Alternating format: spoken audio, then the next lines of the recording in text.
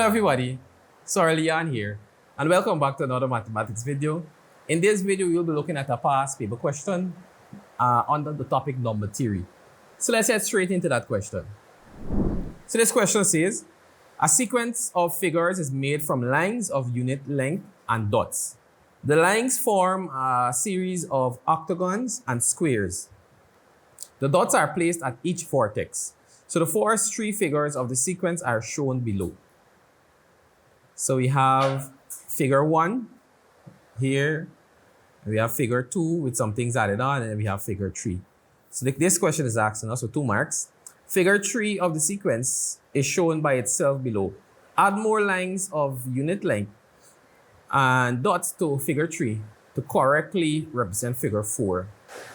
We see here we added on another shape there, and then we added some equal sides to that to get the other figure, and then we added in some things here. So we need to do the same thing for this figure. So I'll add on that side there, then I'll add on the base here, and then I'll complete this here. Of course, I have to put dots at each part that I draw. Then I'll draw the corresponding side here, and then I'll draw upper side here. Then of course I'll draw across here, and I'll put dots to represent each part that I have. So I have 1, 2, 3, 4, 5, 6, 7 sides added on. So I have the same thing here. 1, 2, 3, 4, 5, 6, 7 sides added on. So of course I must add in this piece here at the bottom here too. So I'll extend this here, and I'll draw in a dot. Then I'll extend at the top here, and I'll draw in the dot. And that is how I get figure 4. So I just add on an extra piece here. And that is how I get the 2 marks here. As easy as that. You just look at the patterns and you draw.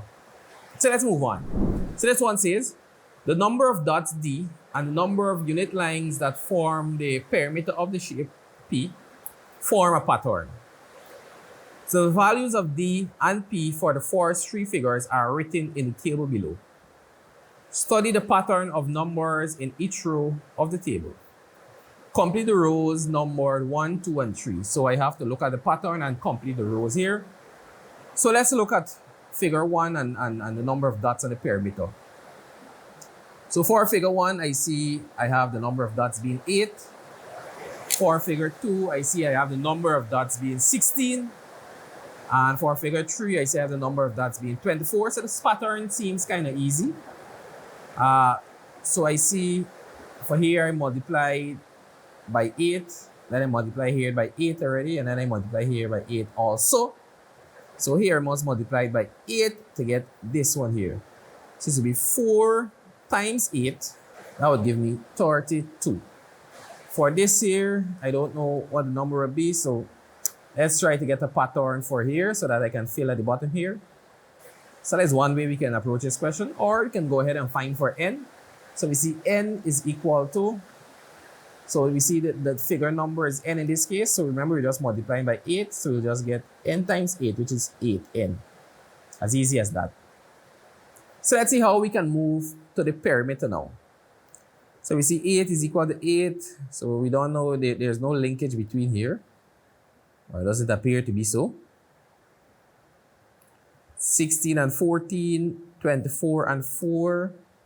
So we see it's here increased by 6. It's increasing by 6. So of course here would increase by 6 as well. So this should be 26. But we need to find a pattern. If you put in a 26 here, that would give us the marks. But let's try to get a pattern to give us that answer, so that we can get this here. So let me erase all of this. So let's see how we can move from here, because we don't see any pattern to move from here to here. So let's see how we can move from the figure number to the perimeter. So let's try 1 times, let's try 2 plus 1 times 2 is 2, 2 plus 6. So that gives me 8. So 2 times 2 is 4, 4 plus 6 will give me 10. So that cannot work. So let me try 1 times 4. 1 times 4 is 4, 4 plus 4 is 8. 2 times 4 would be 8, 8 plus 4 would be 12. So we know that can work. So let's try to add 2 more.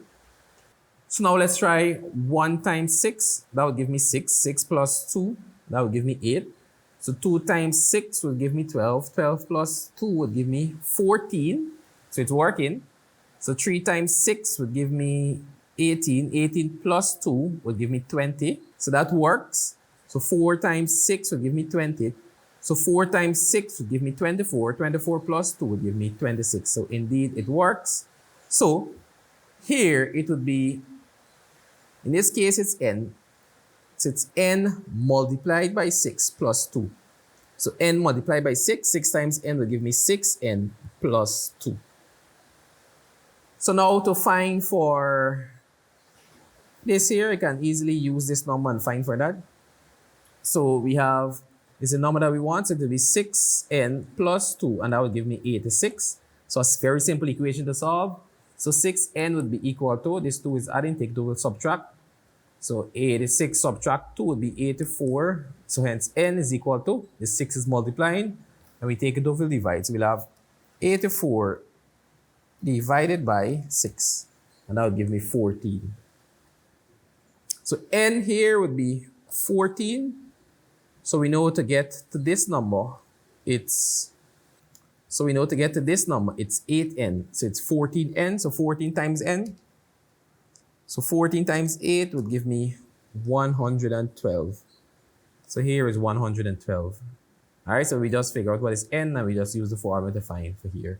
So this is 2, 4, 6 marks, as easy as that, just by doing some trial and error and some, some experimenting, and we should get the answer. Now let's move on. So let's look at this question. So let's analyze what this question is saying. So number of dots D is greater than its perimeter, P. So for any figure greater than 1, the number of dots D is greater than the perimeter. We can see that in the diagram. Other than the force figure, the number of dots here is greater than here, except for the force one, because I said n must be greater than 1. So determine the value of n for a figure in which the difference between D and P is 36. So simply put, the difference between D and P, so D minus P is equal to 36. That is what that question is saying. That is what that part is saying. So we know D, the formula for D, we found the formula for D is 8n. So you can say 8n minus the formula for P, 6n plus 2.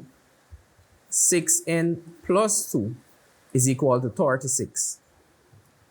So now we just need to simplify this to get the answer of n.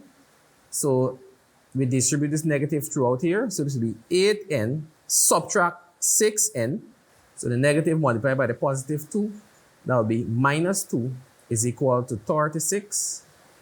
So 8n minus 6n would be 2n minus 2 is equal to 36. So you'll have 2n. So this 2 is subtracted, we take the will add. So you'll have 38 plus 2 will be 38. Hence n is equal to, so this 2 is multiplying, and we take the will divide. 38 divided by 2 is equal to 19.